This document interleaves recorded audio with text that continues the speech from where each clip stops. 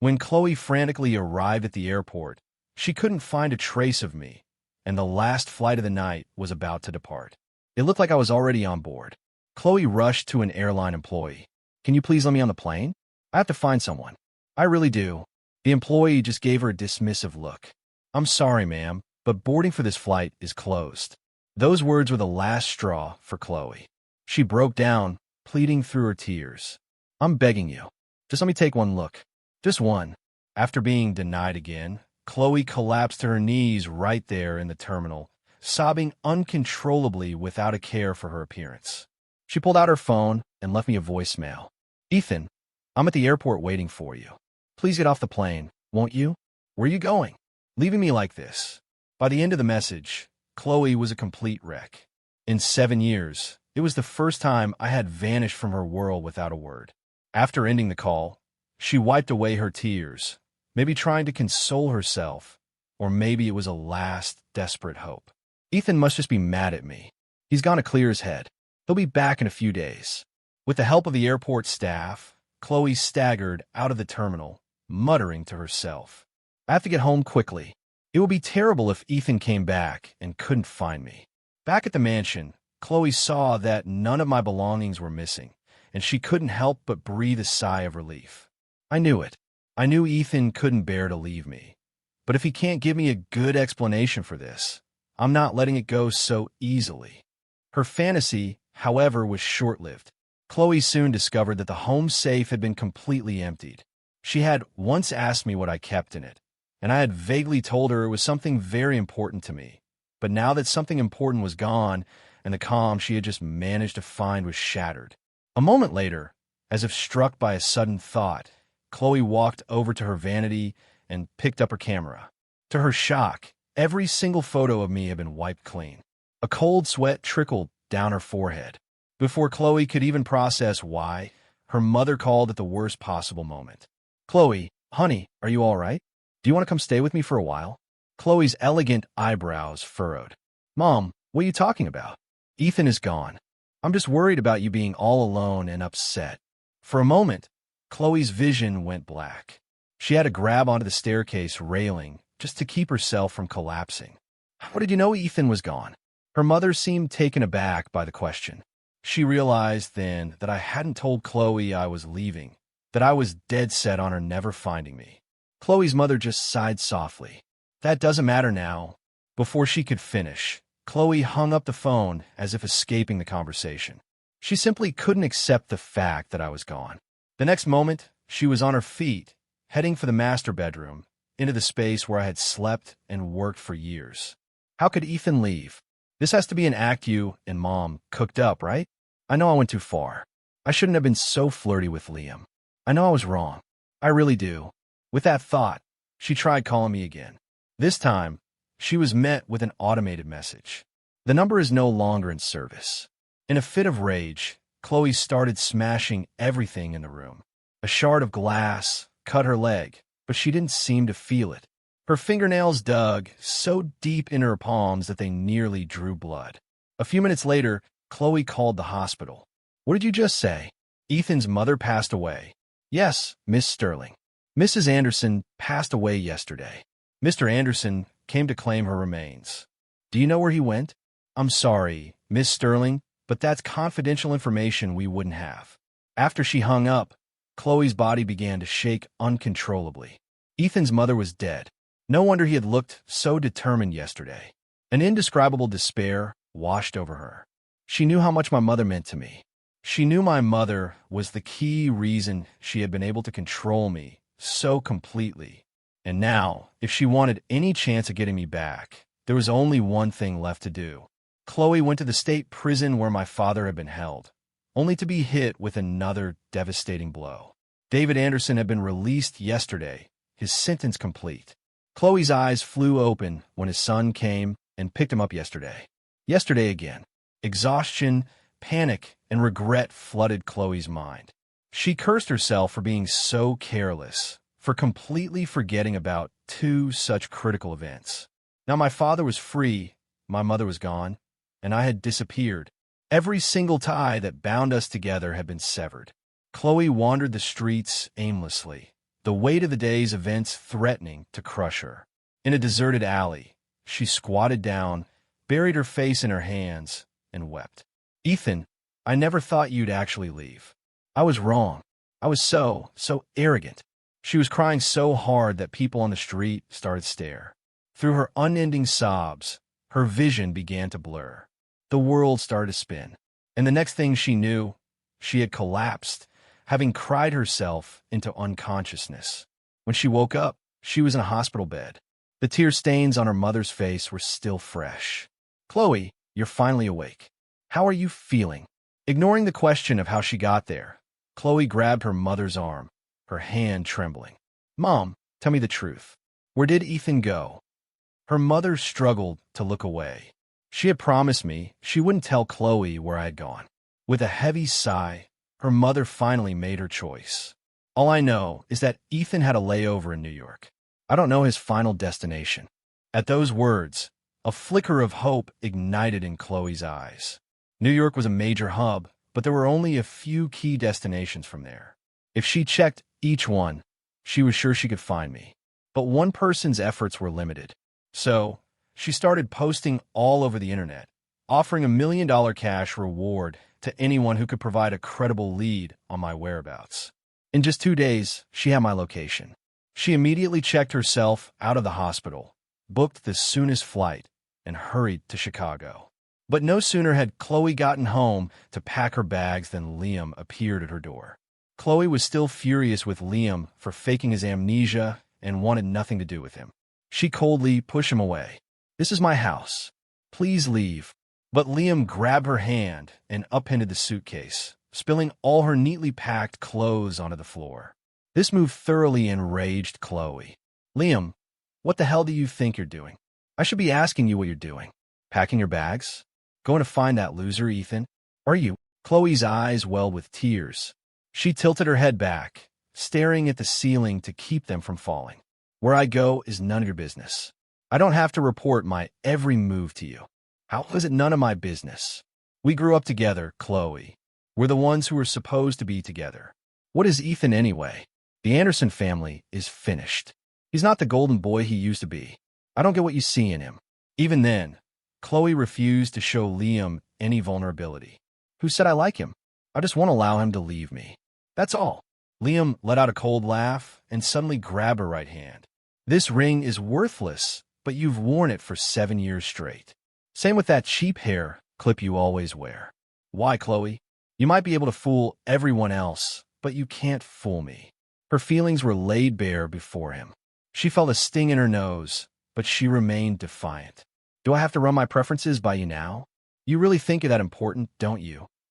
Chloe, look me in the eye and tell me if you don't like Ethan. Then why can't you be with me? Can you honestly say you don't feel anything for me at all? Not a single thing. Chloe's reply was instant and unwavering. Liam's eyes narrowed dangerously, his gaze sweeping over her. Then why did you kiss me? Why did you flirt with me? Would you do that with any random stranger? His words made Chloe freeze. She suddenly understood. Everything she had done was just a desperate attempt to prove a point. To prove I wasn't her only option, that she didn't need me, that she had plenty of choices and could treat me however she wanted. All the ways she had degraded and humiliated me stemmed from a twisted, possessive love. She couldn't understand why, despite being exceptional herself, my attention was never on her.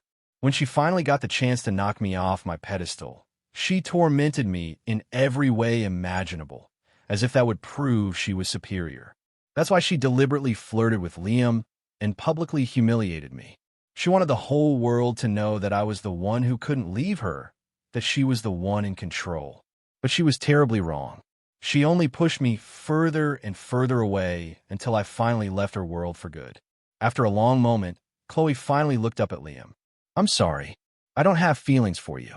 I've only ever seen you as a good friend. Everything that happened before was because I was confused. Please don't take it personally. We can still be friends. She completely missed the flash of obsession in his eyes. He had believed Chloe felt something for him, that even if it wasn't much, he held some small place in her heart. But now she was telling him plainly that she had never liked him at all. Chloe, I don't want to be your friend. Was everything that happened between us a lie? Chloe hadn't wanted to be so cruel, but the more she held back, the more he pushed. You're right. This ring isn't worth anything. But I could never take it off because Ethan gave it to me. The hair clip, too. The only reason I got close to you was to make Ethan miserable. I'm sorry. I used you. Chloe expected him to explode, to have a meltdown, but he didn't. He just stared at her calmly. Chloe, thank you for being honest with me. I get it. You're going to find Ethan, and who knows when we'll see each other again. Just spend a night with me one last time. We'll have a few drinks. Just talk. Chloe hesitated, but my flight is already booked. Chloe, for old time's sake, just one last dinner. After a moment of internal debate, Chloe agreed. After all, she knew she was in the wrong for using him. A few minutes later, Liam returned with takeout. After a few drinks, Chloe's head started to feel fuzzy. She rubbed her temples. I think that's enough for me. I can't drink anymore. But Liam didn't stop.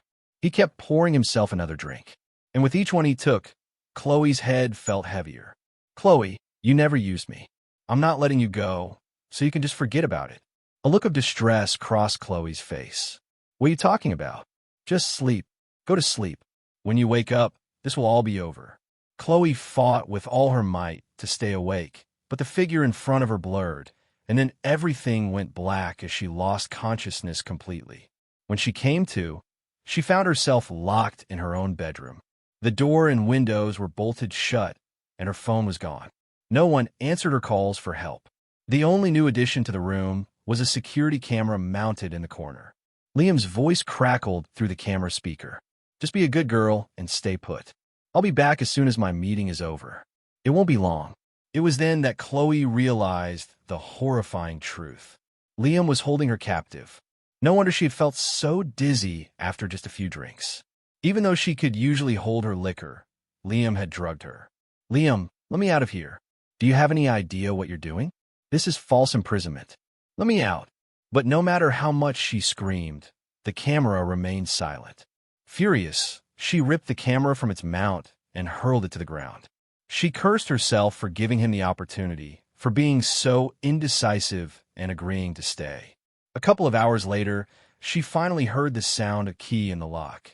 Liam opened the bedroom door, holding a tray of food. I had a chef make all your favorites. He spoke in the gentlest of voices, but Chloe felt as if she was looking at a complete stranger. This is kidnapping. You'll go to prison for this. Liam just shrugged. This is your house. You're the one who doesn't want to leave. What proof do you have that I'm holding you here? You'll see soon enough that everything I'm doing is for your own good. You and Ethan were never meant to be. It's better to rip the Band-Aid off now. Enraged, Chloe swiped the tray from his hands, sending food and soup splashing all over him. Liam, who gave you the right to make my decisions for me? He calmly pulled out a handkerchief to wipe himself off, a mocking smile playing on his lips. Did you really think that if I let you go, you could just waltz back into Ethan's life? You'd only be humiliating yourself. Chloe said nothing, her gaze fixed on him, cold and empty. Don't look at me like that. Since we're being honest, I might as well tell you everything. At the gala, when Ethan attacked me, it wasn't for no reason. I provoked him. I insulted his father to deliberately set him off. And you, just as I predicted, took my side. The color drained from Chloe's face. All this time, she thought I had acted out of jealousy, never imagining that Liam had orchestrated the whole thing. Why would you do that? Ethan had already lost everything. Why would you twist a knife like that? You two could have just stayed out of each other's way. Liam shot to his feet. Why? I did it for you. You'll only ever be truly happy with me. Seeing her furious glare, he sat back down. That time we went climbing at Echo Canyon, Ethan didn't pull me down. I cut his safety line. He wasn't expecting it, so it worked. But I should thank him. Really, if he hadn't dragged me down with him, you might not have been so cruel to him afterward. Chloe bit her lip so hard it bled. She remembered perfectly how cold she had been to him that day. Chloe, after everything you've done to him, do you really think he'd ever take you back? Give me a break. I'm stopping you for your own good, to save you the humiliation. I faked amnesia, and you were ready to marry me without a second thought. What man would ever forgive that? Think about it, Chloe. Think about who's really right for you. Stop wasting your time on Ethan. If you're with me, I promise I'll give you a better life. Before he could finish, the sharp crack of a slap echoed through the empty living room. Chloe had put all her strength into it, and a bright red handprint immediately appeared on Liam's cheek. "You bastard, Liam." Liam stood up, turning away from her. "It seems you still don't get it. Well, you can stay here and think about it some more." With that, he walked out, shutting the door without a backward glance. Chloe tried the door, but it was locked from the outside. She was trapped, and Liam had her phone. She looked towards a window. There was only one way out. Chloe went out to the rooftop garden. It was 5 stories up, but it was a chance. She found the emergency escape rope in a storage cabinet and tied it securely around her waist, never imagining she'd actually have to use it. The descent was smooth until just as she was about to reach the ground, she heard the rope snap. Before Chloe could react, she plummeted the last few feet, hitting the ground hard. Her legs were scraped and a cut on her forehead was bleeding, but Chloe paid it no mind. She rushed to replace her SIM card and ID, then booked another flight to Chicago. She couldn't wait any longer. She had to find me and explain everything. Chloe refused to believe I would throw away 7 years of history without a second thought. What she didn't know was that I wasn't in Chicago anymore. After leaving New York, I took my mother's ashes and went with my father to Chicago. After laying my mother to rest, my father and I left the city. My father contacted some old friends after his release. There were too many suspicious circumstances surrounding his conviction, and he was determined to clear his name. Fortunately, our efforts paid off, and we quickly uncovered some promising leads. The defective shipment that started it all had passed through the hands of the Sterling family, and the Sterlings and the Andersons had always been bitter rivals. After days of digging, it was clear the Sterlings had framed us. All we needed was concrete proof to overturn everything. My father had suffered immensely during his 7 years in prison, and worse, he had missed his chance to say goodbye to my mother. Now on the verge of clearing his name, he was overcome with emotion. But then his thoughts turned to the years of hardship and pain I had endured. His eyes filled with tears, and he looked at me with profound guilt. "You've suffered so much all these years. It's all my fault." I could see he was about to break down, so I pulled him into a tight hug. I had never been so physically affectionate with him before, but my mother's death taught me that you shouldn't hold back with family. Expressing how you feel when you can is what truly matters. Don't worry about me. Mrs. Sterling helped our family, and I've already repaid that debt. From now on, we have to live on for Mom, carrying her hopes with us. And not just live, we have to thrive. We'll show everyone that the Andersons are not finished. Tears streamed down my father's face. All those years building his empire, he had focused only on work, neglecting both his wife and his son. He had too many regrets. "I'm so sorry, son. I neglected you and your mother." "It's okay, Dad. This isn't the time for that. The most important thing now is to rebuild the Anderson Corporation. We'll start here in Chicago, and once we have the capital, we'll go back to New York and take back everything that's ours." The sun rose slowly, and a gentle breeze washed over me, feeling as if it were blowing away all the shadows of the past. With father and son united, it took us only 6 months to re-establish the Anderson Group in Chicago, securing a controlling interest in over half the city's economy. My days were consumed with growing the company and gathering evidence against the Sterling Corporation. Many business tycoons saw my potential and tried to set me up with their daughters, but I remained polite, distant, and consistently refused every offer. For me, relationships have never been a necessity. By then, everyone in Chicago knew my reputation: ruthless in business and completely uninterested in women. Even so, countless women still held out hope. They would stand in front of the massive digital billboards, their eyes filled with admiration. "Mr. Anderson is so handsome. I'd do anything to marry into the Anderson family. Keep dreaming. Ethan Anderson is in a league of his own. He'd never look at someone ordinary like us." Chloe was hidden in the crowd, her eyes filled with a bitter sorrow. The man who was once so brilliant, she had to look up to him. She had lost him with her own 2 hands. If it weren't for her mistakes, she would be the one everyone envied now. 6 months ago, Chloe had come to Chicago, but couldn't find me. She stayed for a whole month without a single lead. She eventually left the city, continuing her search elsewhere, but it was as if she were cursed, always just missing me. But now she had finally found me, and this time she wasn't letting go. It was 11 at night, and I was the only one left working in the brightly lit office tower. I was frowning, rubbing the bridge of my nose, completely unaware of the person standing in my doorway. It wasn't until Chloe spoke that my focus shifted from the computer screen. In the 6 months since we'd last seen each other, the coldness in my expression had been replaced by a steady, decisive confidence. Chloe stared, mesmerized, at the man she had spent 7 years with. The joy of finding what was lost shone in her eyes. "Ethan, I finally found you. Do you have any idea what I've been through all this time?" I rubbed my temples, annoyed. I never expected Chloe to find me here. I wanted nothing to do with her. I closed my laptop and walked right past her without a word. "Ethan, stop." She must have expected me to stop or at least hesitate, but I didn't. I simply turned and pressed the call button. By the time she reacted and moved to follow, the elevator doors had already closed. Chloe sank to the floor, utterly defeated, tears streaming down her face. She couldn't believe I despised her so much that I wouldn't even spare her a single word. When we first got together, I was always the one to give in first. I would bring her meticulously arranged bouquets and buy her gifts she'd been eyeing for months. She loved those things, but she would never let me see it. She'd throw a fit, toss the gifts in the trash, and then secretly retrieve them later when she thought I wasn't looking. But now, everything was different. I had ascended back to my throne while she had been cast down into her own personal hell. 7 years ago, I was the most popular guy in school. My father was a business magnate, my mother a politician. The Anderson family controlled 70% of New York's economy. The line of girls who had a crush on me could have stretched from New York to Paris, but I never gave any of them the time of day. Aloof and untouchable, that was my reputation. But a single catastrophe shattered that perfect world.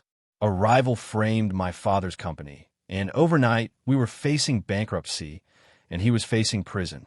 When my father was sent to prison, the shock was too much for my mother.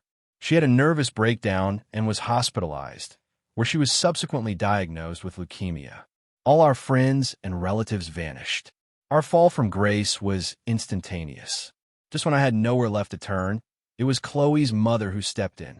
She paid off all of the Anderson family's debts and funded the rest of my education at my expensive prep school. After I graduated, I went to Mrs. Sterling to repay the debt. She thought for a moment. She had wanted me as a son-in-law for a long time, and this was the perfect opportunity. "If you truly want to repay me, then marry Chloe. She has feelings for you, but she's far too headstrong. She needs someone to keep her in line." While I didn't answer, she relented slightly. "I won't tie you down forever. We'll sign a 7-year contract. If you still want to leave when the time is up, I'll let you go.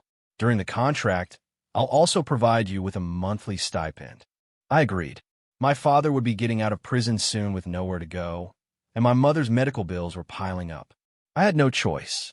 I began to pursue Chloe with grand public gestures. Everyone knew her as the girl with the devoted puppy dog following her around. I once drove 200 miles at 3 o'clock in the morning just to get her a specific type of dumpling she liked. I waited outside her mansion for 4 hours in sub-zero weather just to give her a one-of-a-kind necklace I'd won at auction.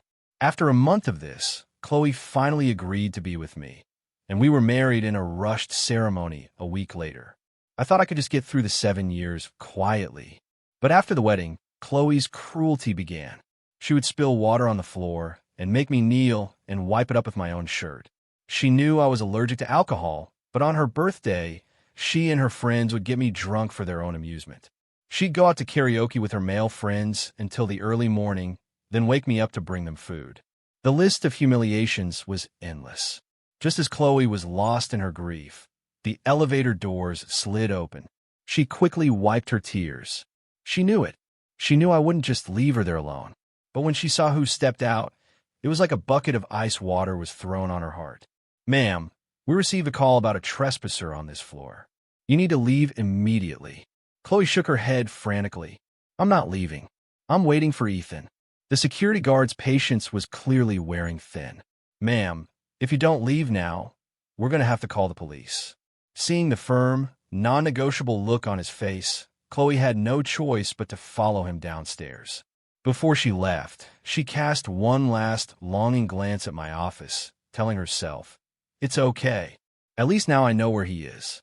I still have a chance."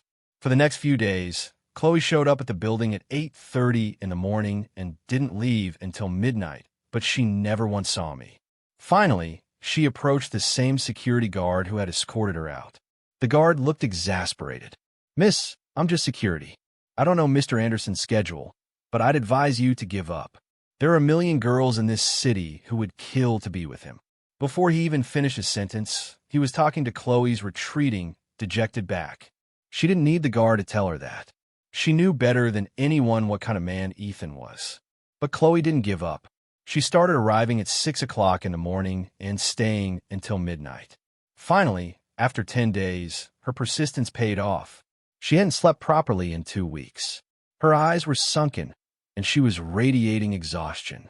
I was visibly taken aback for a moment, but I didn't stop, giving her only a passing glance before heading into the building. "Ethan, can we please talk? Even if it's over, you owe me an explanation." I knew she wouldn't leave unless I made things crystal clear. I glanced at my watch and led her to a nearby coffee shop. "You have 1 hour to talk."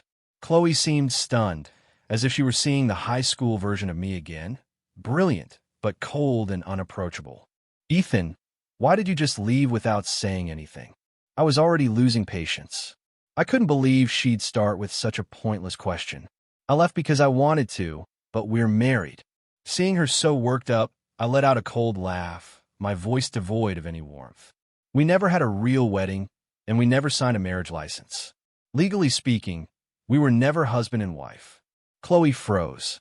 She remembered how she had refused my request for a proper wedding and refused to get a marriage license, all to humiliate me. Now, that decision was coming back to haunt her. She picked up her black coffee and downed it in one gulp. She hated Americanos, but their bitterness was nothing compared to the bitterness in her heart. Even if we weren't legally married, we were together for 7 years. That's a fact. I don't believe you can be this cruel. The word cruel finally got a reaction out of me. Me, cruel? You're the reason my mother is dead. And you have the nerve to call me cruel. Ethan, I'm devastated about your mother's death, too. But you can't blame me for it. I cut her off. Can't blame you? If you hadn't lied to me, my mother would still be alive. I would have taken her overseas for treatment. What did I lie about? I gave you the contact information for that specialist, didn't I? My eyes were bloodshot with rage, a fire burning inside me. I took a few deep breaths, trying to get myself under control. "Chloe, you're a fantastic actress. That number you gave me was a fake." Chloe pulled out her phone and dialed the number, hearing the automated "number not in service" message. She froze completely. She kept muttering, "How is that possible? Liam gave me that number. How could it be wrong?" I clenched my fists. Liam, of course it was Liam. "Ethan, even if the number was bad, it must have been Liam's doing. I would never have intentionally hurt your mother." My gaze was glacial. "Chloe, you're incredible at washing your hands of any responsibility. I'm done with this. I don't want to argue about it anymore. Say whatever you came here to say, because I don't have time to waste on this." Tears streamed down Chloe's face. "Ethan, do you really hate me this much? I don't believe it. I don't believe you're the kind of person whose feelings can just change overnight." It was the first time I had ever seen her like this, and the first time I realized just how relentless she could be. "My feelings haven't changed because I never loved you in the first place." At my words, her hand spasmed, and her coffee cup slipped from her fingers, shattering on the floor and drawing the attention of everyone in the cafe. "What did you just say, Ethan? You heard me. I'm not going to repeat myself." Chloe looked like she was about to fall apart. In our relationship, everyone thought she was the one in charge, the one who decided whether it lived or died. But only Chloe knew the truth. She had always been the one reacting to me. She acted like a lunatic, my every move dictating her emotions. And the entire time, I just watched her lose her mind with that same detached expression, knowing that a simple "I'm sorry" afterward was all it took to make her fall for me all over again. And now here I was, telling her with a perfectly straight face that I had never loved her at all. If you never loved me, then why were you with me? Why did you pursue me so extravagantly? Why were you willing to do anything for me? I took a slow sip of my coffee and said one word, gratitude. Chloe's mind went blank. It was the last answer she ever expected. She rubbed her temples, looking lost. Gratitude for what? When my mother got sick and my father was framed, everyone abandoned our family. It was your mother who paid off our debts and funded my education. When I graduated, I wanted her to repay that kindness. She asked me to marry you and take care of you with the understanding that after 7 years, I would be free to go. The 7 years are up, so I left. My words hit her like a bolt of lightning. Everything she had mistaken for love and devotion was just me repaying a debt. No wonder my entire personality had seemed to flip after graduation when I began pursuing her so relentlessly. She had assumed I was just looking for a powerful family to lean on, never imagining this was the secret behind it all. No wonder her mother knew I had left. From the very beginning, she had been the only one completely in the dark. She felt foolish for everything she had believed. She had naively thought I had actually fallen in love with her over the years. Naively thought I had nowhere else to go, that she was my only lifeline. Now it felt as if 1,000 needles were piercing her heart. Her voice trembled, the corners of her eyes still red from crying. Did you ever love me? Not even for a second. I hesitated. I honestly didn't know if I had ever loved her. All I knew for sure was that by the end, I hated her for what she'd done. When I didn't answer, she pressed on, desperate. Then, do you hate me, Ethan? Love can turn to hate. If there was never any love, then there must be hate, right? As long as she occupied some space in my heart, it didn't matter if it was love or hate. Her question made me pause again, looking at the woman I had spent 7 years of my life with. A wave of complex emotions washed over me. I'm not made of stone. If those 7 years had been filled with genuine kindness, I might have actually fallen in love with her. But what were those 7 years actually like? Only I knew the true bitterness of that time. It's all in the past. There's nothing left between us. Chloe's eyes were already brimming with tears, and at my answer, they finally spilled over. To me, she was already no different from a stranger. What if I hadn't treated you that way? If I hadn't humiliated you and pushed you around, you would have loved me. I know it. I said nothing, but my gaze softened with a hint of pity. Chloe, there are no what-ifs in life. You have to pay the price for the choices you make. With that, I checked my watch. Your hour is up. Excuse me. As she watched my retreating back, tears streamed down her face like pearls from a broken string. After what felt like an eternity of crying, she finally wiped her eyes. She was Chloe Sterling. She didn't give up that easily.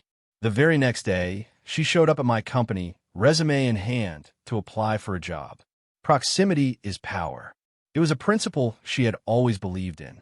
When I walked into the office and saw Chloe sitting at the reception desk, my expression immediately soured.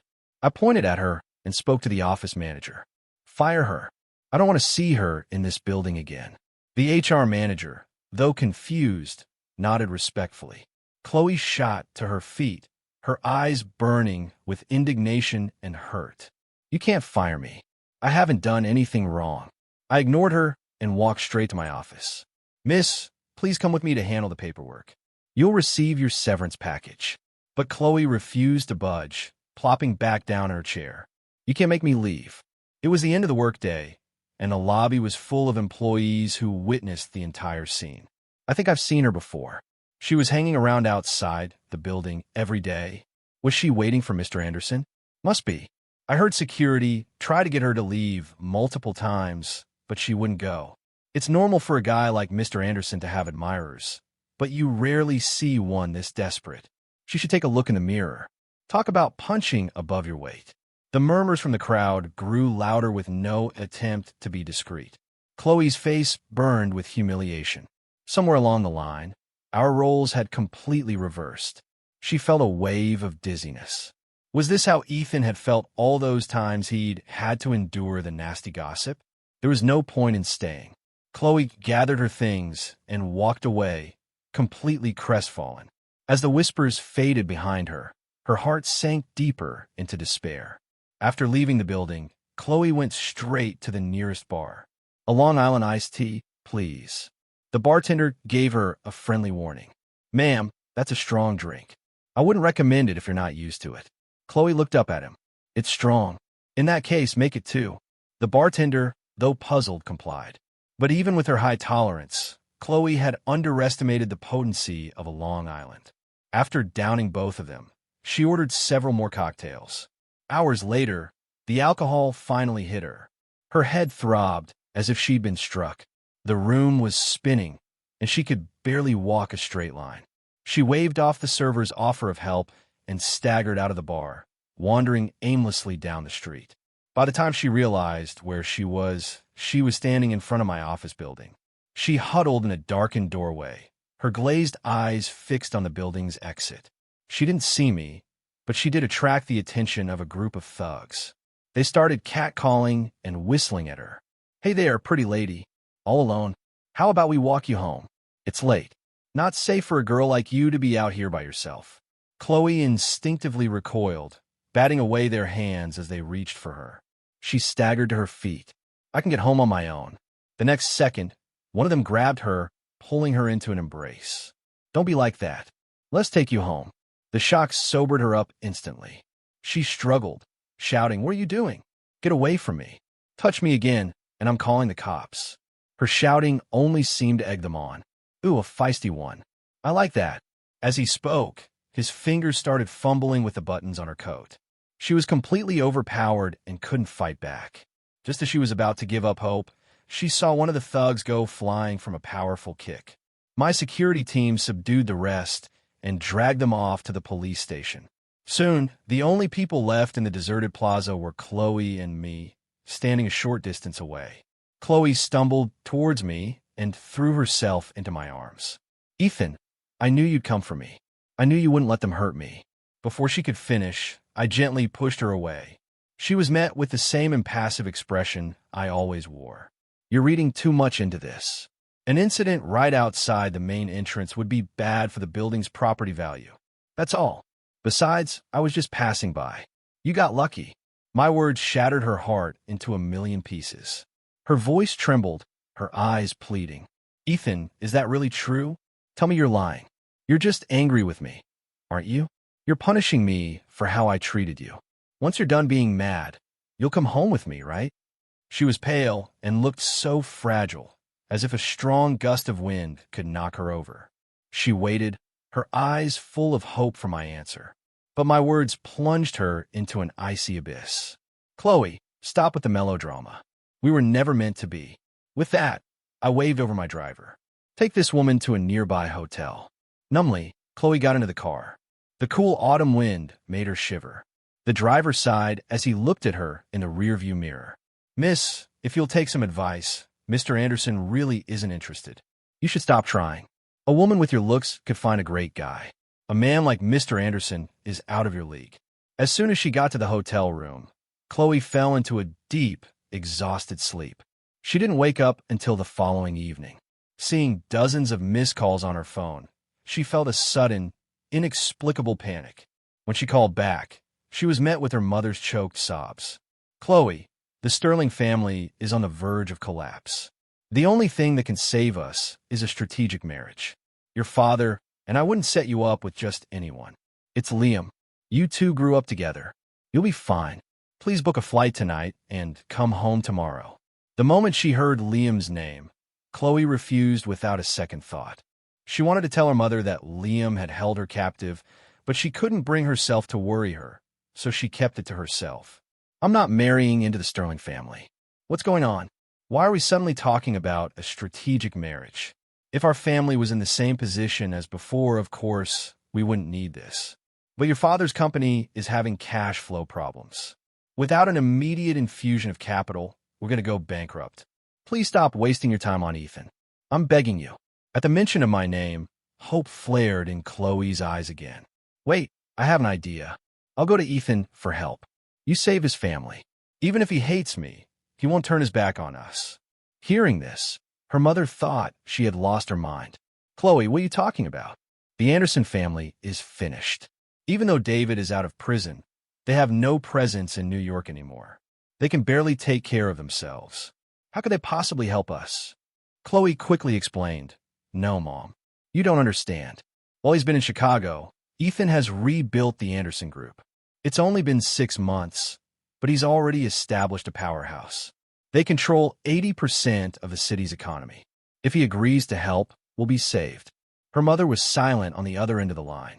She had always thought highly of me. She had chosen me as a son-in-law because she believed in my character, but her own daughter had squandered the opportunity, and after 7 years, I still wanted out. If Chloe could somehow convince me to change my mind, perhaps it wouldn't be such a bad thing after all. Her mother sighed, "Fine, have it your way. But if Ethan won't help, you're coming home." "I understand." After hanging up, Chloe felt a knot of uncertainty in her stomach. She had promised her mother, but she knew just how much I despised her. In all our recent interactions, I hadn't softened towards her one bit. The memories of how she had treated me came flooding back, making me kneel to clean up spills, demanding a dozen different breakfast options every morning, sending me on 100-mile drives for a stupid toy. She only felt regret when I was finally gone. But by then it was too late. The more she thought about it, the more her chest ached, as if an invisible hand were squeezing her heart, making it hard to breathe. But she had no other choice. No matter how hard it was, she had to call me. If she went back to New York and went through with the marriage, it would truly be the end for us. She had to make this call not just for her family, but for herself. Chloe tried calling several times, but I didn't pick up. On her 7th try, the call was immediately disconnected. She knew I had blocked her number. She turned off her phone and sat on her bed all night, wide awake. She knew she had brought all of this on herself, but the pain was still unbearable. Every breath felt like a knife in her chest. At dawn, she was waiting outside my office building. She had found out that the Anderson Group was holding a press conference today, which meant I would definitely be there. Chloe didn't interrupt the event. Instead, she waited for me in the underground parking garage after it was over. When I saw her again, my face remained impassive. I want to open my car door, but she blocked my way. "Ethan, the Sterling family is in trouble. You're the only one who can save us." I rubbed my temples. The long press conference had left me drained. "Chloe, haven't you caused enough drama? When are you going to give this up?" Seeing my disbelief, she quickly added, "I'm not lying. You can ask my mother if you don't believe me." Her desperate expression suggested she was telling the truth, but I had no desire to get involved with the Sterling's problems. "Chloe, your family did me a great service, but I've already paid that debt back. I paid it with 7 years of my life." Chloe knew exactly what I meant. She lowered her head in shame. "I'm sorry, Ethan. Just pretend this never happened. I've wronged you for so many years. I'll leave you alone. I'll go back and marry Liam." At the mention of Liam's name, I instinctively clenched my jaw. "What did you say? You're going to marry Liam?" Chloe once again misinterpreted my reaction, thinking it was jealousy. She struggled to hide her excitement. "The Sterling family is facing a liquidity crisis. If I don't marry Liam, we won't get the capital injection we need, and we'll go bankrupt. Actually, I would have come to you sooner, but Liam locked me in my house and took my phone and ID." Hearing this, my eyes narrowed, a calculating look on my face. "How long did he hold you?" 2 days. The corner of my mouth twitched into a barely perceptible smile. I had already gathered evidence of the Sterling Corporation's internal corruption. Now, with Liam's false imprisonment, I had more than enough to bring down their entire family and Liam with them. "Are you willing to testify that Liam held you against your will? Do you have proof?" I asked the questions calmly, my mind already processing how to use this information to my advantage. Completely oblivious to my true intentions, Chloe nodded eagerly. "When Liam locked me in the bedroom, he installed a security camera. I smashed it, but the data might be recoverable. And even if it's not, there's a hidden camera in the living room that recorded our conversations." At the mention of a hidden camera, my expression soured. "You really have a thing for spying on people, don't you?" Chloe's face flushed with embarrassment. I wasn't wrong. She had installed that camera years ago to spy on me. She never thought it would end up being used like this. Just then, Chloe remembered the tracking app she had installed on my phone. It had stopped working right after she'd found me at the airport. She had assumed the app was malfunctioning but from the way I spoke, it was clear I had known about it all along. She gave a bitter smile. So you knew. I straightened my tie. Get ready. We're going back to New York tomorrow. Chloe thought I'd had a change of heart, that this was my way of reconciling, and her heart filled with joy. All I was thinking about was how to destroy the Sterling family for good. When Liam saw Chloe and me walking together, his face darkened. Ethan, so you really came crawling back with Chloe. Was life on the outside too tough?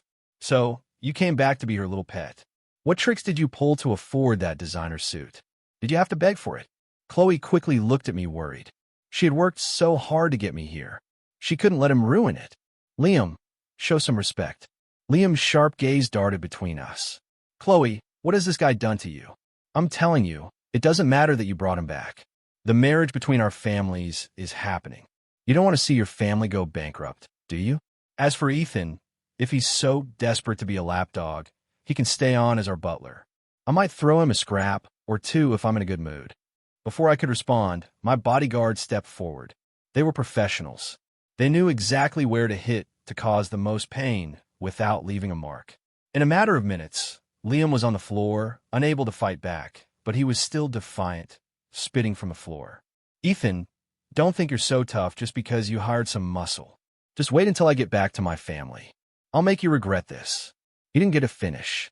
His words turned into a scream as I brought my foot down hard on his face.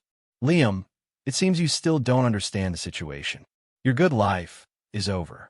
Before he could process my words, the sound of approaching sirens filled the air.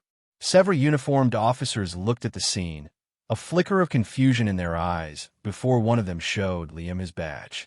Liam Sterling, we have a report that you've been holding someone against their will. You need to come with us. Liam's head snapped up to look at Chloe, but before she could say anything, the police were leading him away to their car. Liam sat in the interrogation room, his expression a mixture of impatience and arrogance. He was confident that as long as he didn't confess, his family would find a way to get him out. A full day and night passed. No one from his family came. Instead, I did. Waiting for your family to come save you, Liam? Your father has his own problems to deal with. He doesn't have time for you. He's the one who framed my family all those years ago. Liam laughed maniacally. So what if he did? It's been years. You think you can just reopen that old case? Don't overestimate yourself, Ethan. He was determined to deny everything to the bitter end. I pulled a photograph from my pocket and slid it across the table to him. Recognize him? The moment he saw the face in the photo, Liam's expression tightened. The man in the picture was my father's former second-in-command. The mole the Sterlings had bought off. When he didn't speak, I produced another photo. You should recognize this one, too. Liam slammed his fist on the table. Ethan, what the hell is this? I looked at him like he was garbage. Did you think you were the only one who could plan a mole? For years, I've been collecting evidence of every dirty deal your family has ever made. Soon, not only will my family's name be cleared, but the Sterling name will be erased from New York entirely. Liam knew I wasn't bluffing. He had heard the rumors about his family's dirty dealings, and he knew they were responsible for my family's downfall. Once the evidence came out, there would be no coming back for them. All the arrogance was gone from him now. He lowered his head. What do you want from me to spare my family?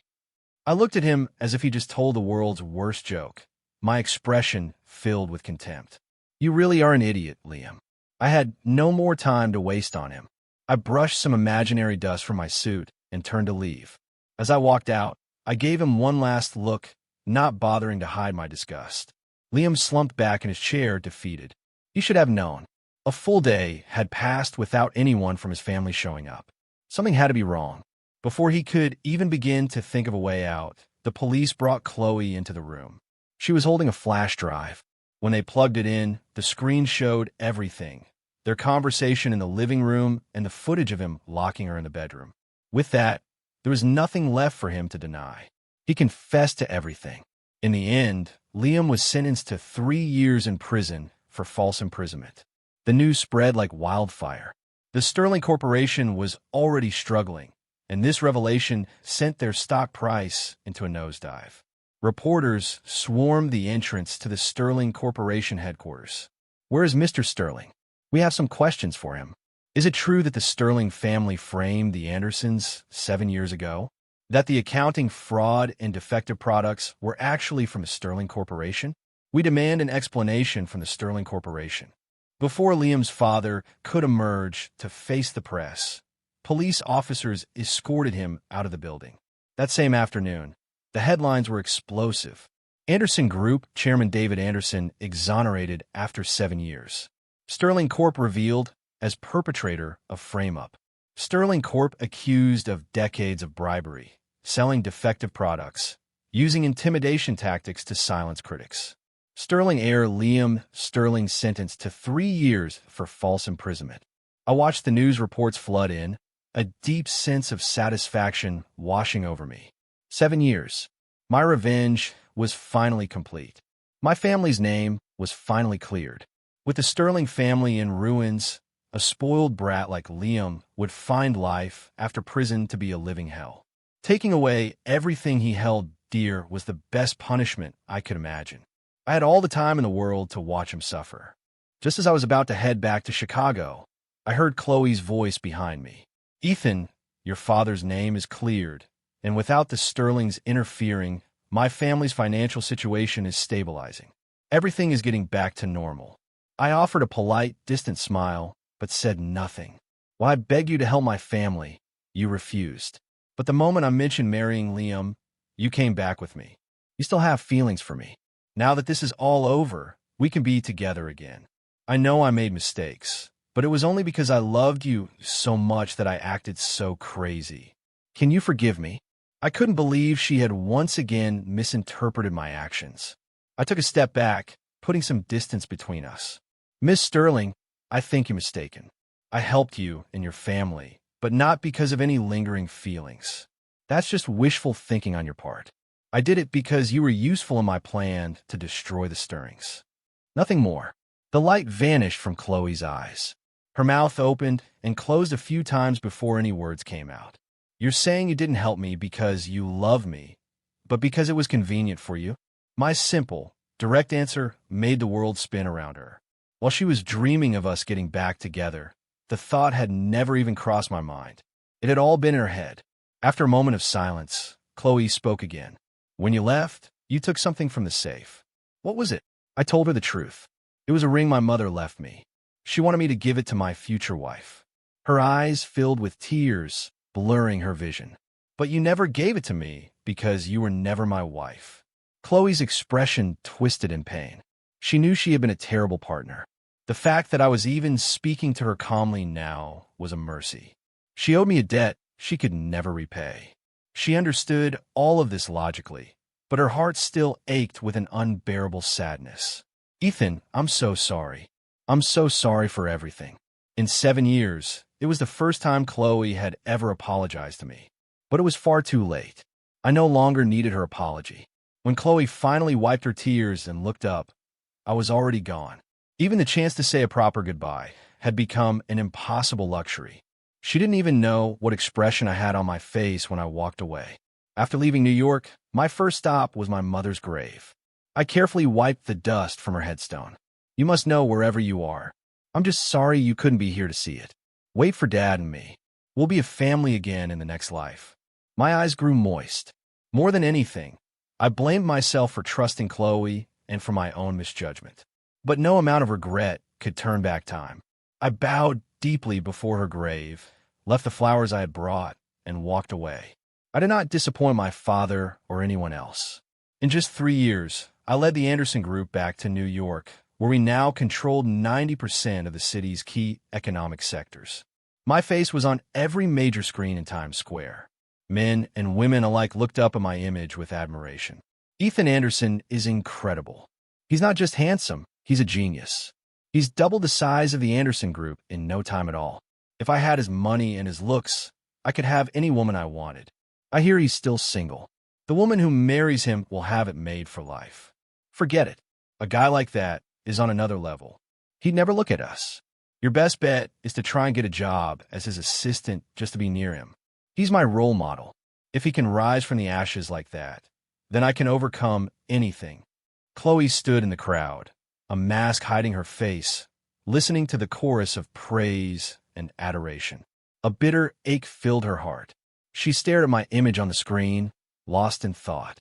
If only she had realized her true feelings sooner. If only she had stopped her cruel games and been honest, she could have been the one standing by my side. But there are no second chances in life. An insurmountable chasm now lay between us. I was in the heavens, and she was on the earth below. We were two parallel lines destined to never cross again. From now on, the only way she would hear about my life was through the news on her phone. The evening breeze brushed against her cheek, and for a moment, she imagined she could smell my familiar scent on the wind. She stepped away from the crowd and gave a small final wave in the direction of the giant screen. The autumn wind whispered a final goodbye. From that day forward, our paths would never cross.